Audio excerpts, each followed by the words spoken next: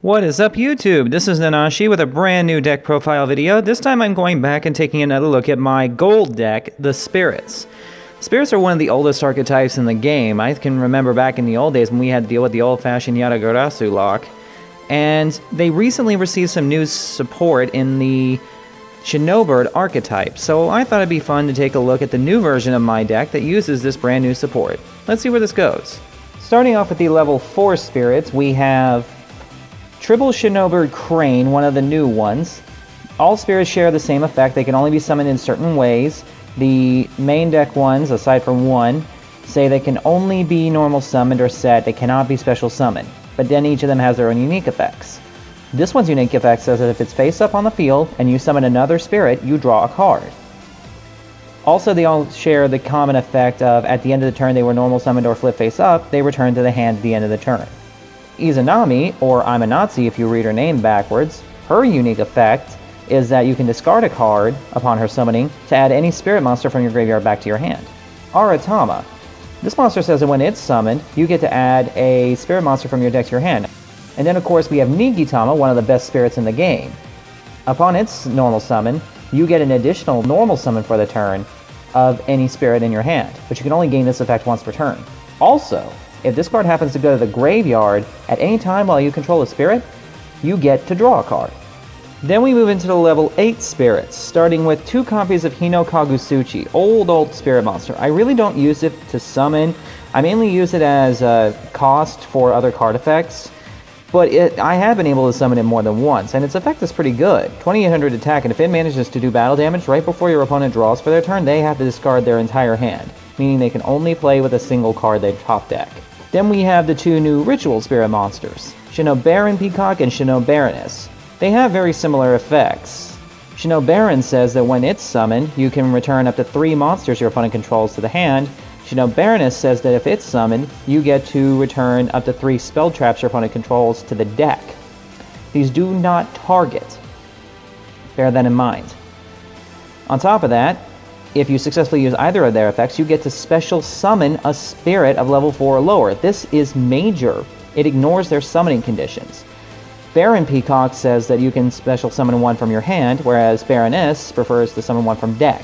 And they both also have to return to the hand at the end of the turn because they are still spirits. And add to it that when they return to the hand, you get 2 tokens each of 1500 attack and defense, 4-star. Next we move into the spell lineup, of which there is a significant number. Starting off with the single Foolish Burial, send a monster from deck to grave. I mainly just use this on Nigitama if I want to get a different draw card and I have a spirit on the field already.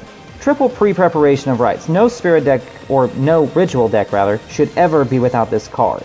Add a ritual spell from your deck to your hand, and then a ritual monster whose name is listed on that spell from your deck or graveyard to your hand.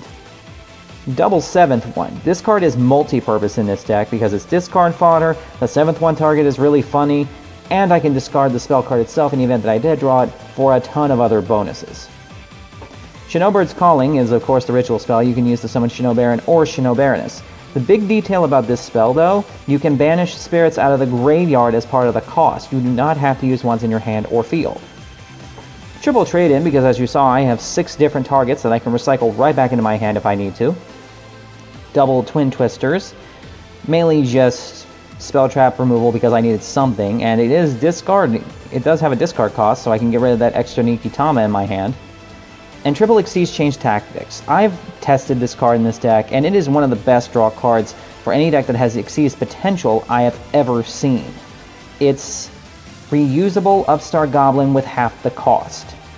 And the trap lineup's a little bit minimal. Single Bottomless, it's pretty much standard in my decks. Solemn Warning, standard in pretty much every deck. And Triple Urgent Ritual Art. This is a card I've been questioning for a while, but so far it's given me pretty good moves. You banish a ritual spell from your grave, and you perform a ritual summon immediately. Given that the ritual monsters return to your hand at the end of the turn, that means this allows you to ritual summon them during your opponent's turn without having to worry about your monster staying on the field. That's the big deal. Then we move into the side deck cards, starting off with Triple Maharagi.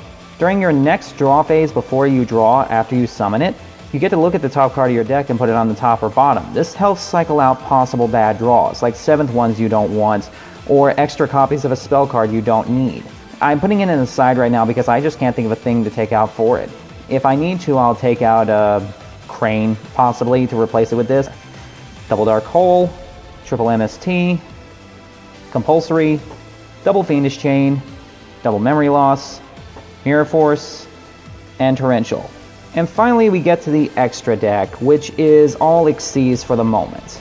Starting off, we have the number S0 Utopia Zexal, still waiting on the price to drop a little more before I can get my hands on that. I discard on top of a Utopia Xyz monster, and I get a monster that can not only have anywhere from 1 to 3,000 attack points, possibly even 4,000 at first, but it stops my opponent from being able to make moves. I also still run the single fairy Cheer Girl, because there's enough fairies to warrant its use, and it's just, extra draw. Then my 7th one targets, which are Masquerade and Umbral Horror Masquerade. Masquerade itself is pretty good. During either player's battle phase, you can detach a material to negate a monster effect that's been activated, and your opponent takes 800 damage. Doesn't destroy the monster, but sometimes that's actually kind of funny. And you also get to mill cards off your opponent's deck. But Umbral Horror Masquerade has an amazing setup of effects. When it's special summoned, you target a spell trap on the field and destroy it. And if it has Masquerade on the field, or on it as material, then once per turn, during either player's turn, when a monster effect is activated on my opponent's side of the field, I detach a material, negate the activation, send a random card from my opponent's hand to the graveyard, and then have the opponent's. It is arguably the most harsh effect of any of the number of monsters over 100. And then of course, you saw since I used Xyz Change Tactics, I must have a large number of Utopia monsters.